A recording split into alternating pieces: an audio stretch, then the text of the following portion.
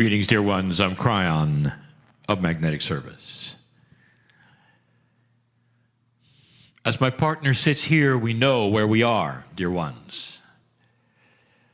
Again, I say there are some who will wonder, how connected is spirit with humanity in general, or what you're going through specifically? This is a message that is not necessarily one where we teach facts and give you layers of information, but one where we want you to just sit back for a moment, take a breath, and listen. A loving God created your soul. And this loving God is a caring God. And the only wall between that which is the Creator, your soul, and you, the only wall, the only veil that exists, the only veil, is your free will to accept it or not. For some time now, I've given that information to you and also to my partner that things are changing. And the things that are changing is everything. That your reality is starting to move gradually, dimensionally, if you wish, and some are feeling it.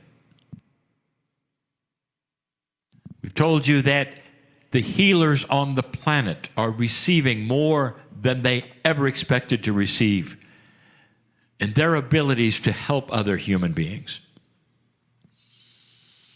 I've told you that the individual human being has now started to have the attributes of awakening. An awakening that was based upon that which has always been there for you.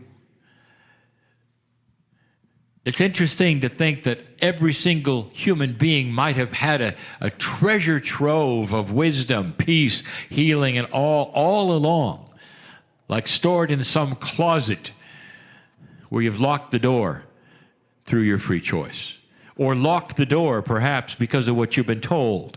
Don't touch that door. You know what's behind there, don't you? And that is what some of you are moving through right now, in a time that is difficult for many. Those around you and your culture doesn't make it any better, for they constantly are putting you in fear. And that leads to more fear, and you know this. You'll call a friend and they will say, well, did you hear this or that? That's happening. I heard it here or there. And it's always fearful.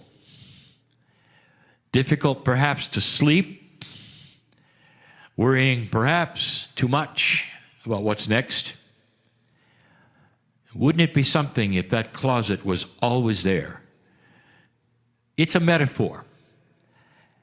One of the first parables we ever gave was of woe and the disturbance in the corner. In that parable, woe was always disturbed by what happening in the corner, and he couldn't quite make it out. But it was there, and he saw it was there, and he kept asking his friends, and they all said, don't go there, it's supernatural, or it's a ghost, or this or that, or it'll take your soul, or whatever. And he never went there. And he spent most of his life not understanding that disturbance all the time was God saying in some way, take a look, take a look, take a look, take a look, take a look. And so often these things appear to be beyond that which is your normal physics. You might even call them metaphysics. And when they are beyond that which you have been told is correct and real or appropriate, you don't want to touch it, do you? And there are those who tell you, don't touch it, because those are the areas where you'll be sucked in to some other kind of belief and you're in trouble. What if all along it was a better reality? What if all along it was actually your closet, and when you opened the door From floor to ceiling, you start seeing it. Beautiful. Light coming from it, starting to show you health, longer life, peace, lack of anxiety, direction, hope. All of those things are built in to your soul because your soul is made in His image. Your soul is from the Creator. The soul contains everything that you might be missing right now, that you've asked for. And that leads me then to the crux of the message, a loving message that reminds you yet again, where does your help and solace and healing come from, really? And you might say, all good things come from God. And you'd be right. But what if the direction that you're taking about where they come from God, is a little bit different than you were told? If you are created by Spirit, by that which is the Creator of all things, that creative source which you call God, what if all of those things that you sit and pray for and hold up your hands and beg for and kneel for, what if all of that was in the closet and belonged to you and had your name on it? It was already there. And you would say, wait a minute. My source of everything comes from God. Exactly. And that was built in for you when you arrived here. But you've been trained out of looking at yourself. And instead you've been trained to go to another source other than yourself. A source that they say is much bigger than yourself. But I'll tell you this, there's nothing bigger than the creative source, God. There's nothing bigger. And that resides in you. It resides in you, not corporally, dear ones, not in the 3D way, but again, in your soul. And there are those who say, why are you talking about our souls? Why you go there? I'm a soul before I'm born. I get a soul when I leave. And that's not true. That's what you've been told. It is with you all the time. Your essence from the creative source is there all the time. You are walking in it. It's been labeled in the past, in ancient times, truly as the Merkaba or Merkaba. It is the field of divinity around you, which every single human has. That's your soul. It's much bigger than that. But don't you understand that you can go to that place and open that door and receive all these things? That is the divine part. So difficult because you want to linearize you and God. You'll say, wait a minute, it either comes from God or it does not. You know, it's either yes or it's no.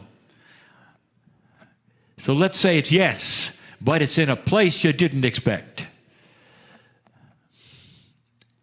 Prayer works, dear ones, because that soul of yours is always tuned in to what you're saying. The soul is the direct conduit to all things divine. Because that's the way it was set up, and that's the way it was built.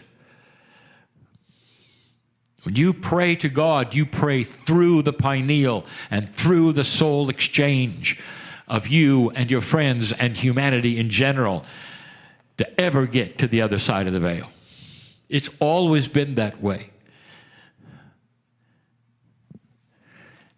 The ancients on this planet knew it. If you talk to the indigenous and where they went for solace and where they went for healing, it was always either inside or connected to Gaia. They didn't spend a whole lot of time worshiping some kind of entity in the sky. It was always connected either to their ancestors, which was in their bloodline, or the earth. It's intuitive, dear ones, unless it's trained out of you. And there are so many here listening that it was trained out of you years ago. Even now, some are listening and saying, no, that can't really be. This is the beautiful, divine, magnificent human being we're talking about, born on this planet with a soul that you walk around in 24/7. It's the source of healing. A healing that is profound and stronger than anything anyone has normally experienced. This is evolution. And it's the evolving human being and the relationship to the Creator that happens through your soul. It couldn't be a better connection.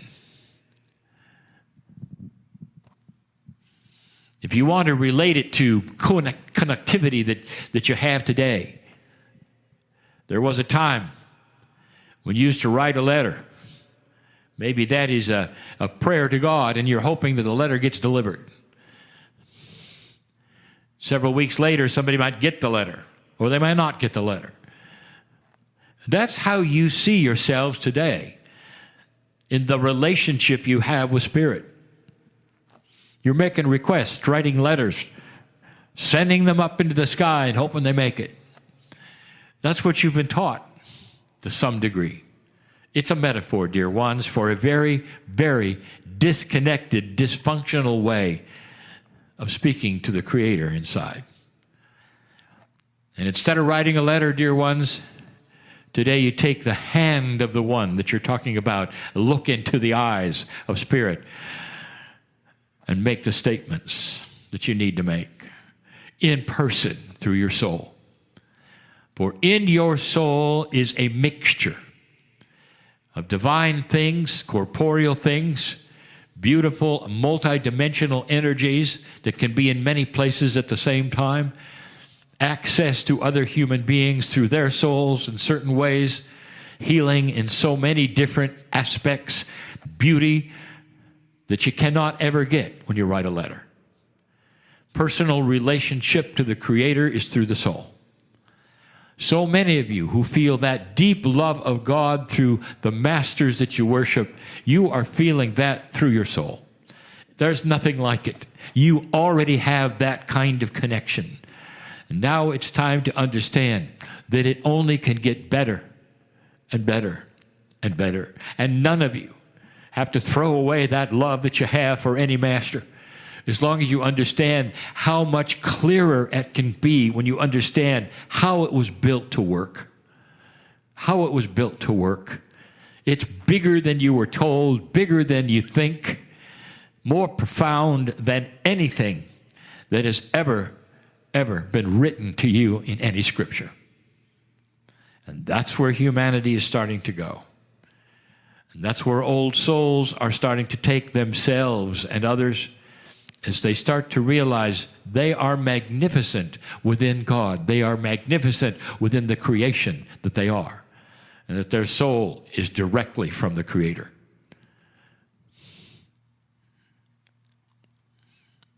Profound it is, and different from any.